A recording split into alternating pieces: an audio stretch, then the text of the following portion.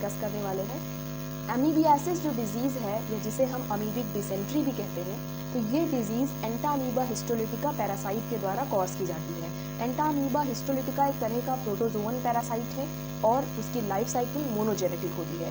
तो पहले हमने स्टार्टिंग से systematic position, habit and habitat, उसकी मॉर्फोलॉजी, ये सभी चीज़ें एक पार्ट में डिस्कस की हैं। सेकेंड पार्ट में हमने उसकी लाइफ साइकिल को समझा है कि कैसे एंटामीबा हिस्टोलिटिका ये जो बीमारी है ये कॉज करता है और इसका ओरल रूट होता है, यानी इसके ट्रांसमिशन का यानी इसके फैलने का जो माध्यम है ये ओरल रूट होता है। कंटामिनेटेड फूड और वाटर से ये बीमारी आगे फैलती है। तो सेकेंड में हमने उसकी लाइफ साइकिल को डिस्कस किया।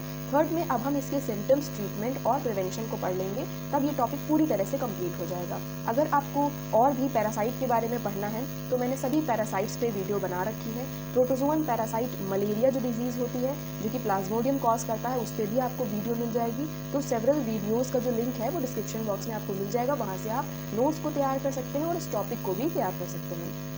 स्टार्ट करते हैं। ये अमीबिक डिसेंट्री इसके नाम में भी है, तो सबसे पहला सिम्टम तो डिसेंट्री ही हो जाएगी। डायरिया हो जाएगी, यानी आपको बहुत ही ज़्यादा लिक्विड स्टूल्स आएंगे। सेकंड, एब्डोमिनल क्रैम्प्स आते हैं, बहुत ही ज़्यादा पेन होता है एब्डोमिनल वाले रीजन में। म्यूकस और ब्लड आता है स्टूल में, यानी स्टूल होता है यानी जो एक्सक्रीटा जो आप पास करते हैं, जो अनवांटेड या वेस्ट मटेरियल जो होता है उसे हम स्टूल्स कहते हैं। तो स्टूल्स में म्यूकस का आना या ब्लड का आना ये बहुत ही कॉमन फैक्टर है अमीबियासिस डिजीज़ का। देन ओकेजनली फीवर आता है कभी कभी, ठीक है, सीवियर केसेस में। वेट लॉस हो जाता है और स्टमक पेन यानी एब्डोमिनल क्रैम्प्स भी होते हैं। ट्रीटमेंट की बात करें तो कुछ सर्टन एंटीबायोटिक्स हैं जो दी जाती हैं जिससे कि ये अमीबिक डिसेंट्री बीमारी को क्योर किया जा सकता है।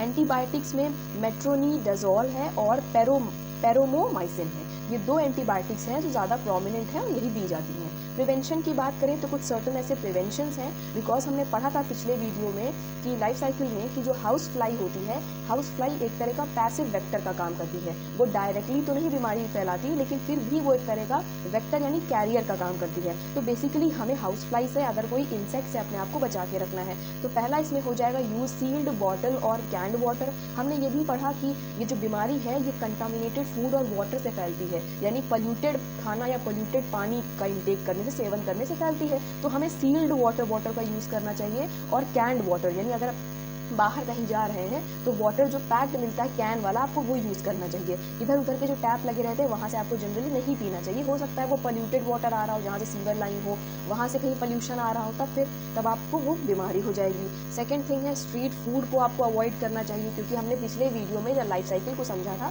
तो हमने देखा था कि कोई भी इन्फेक्टेड पर्सन है, उसका स्टूल है अगर कहीं एक्सक्रीटा पड़ा हुआ है, वहाँ पर अगर ये बैठी हाउस फ्लाई और फिर जाके किसी फूड आइटम पर बैठ गई और वो स्ट्रीट फूड आइटम आपने खा लिया तो भी आपको बीमारी फैल सकती है। Second, wash vegetables and fruits. जो भी फल फ्रूट आप ला रहे हैं उनको प्रॉपर्ली वॉश करके, और अगर वेजिटेबल्स हैं जिनको बनाने वाले हैं तो उनको प्रॉपर्ली बॉईल भी आप कर सकते हैं, जिससे कि जो पैरासाइट है वो मर जाएंगे।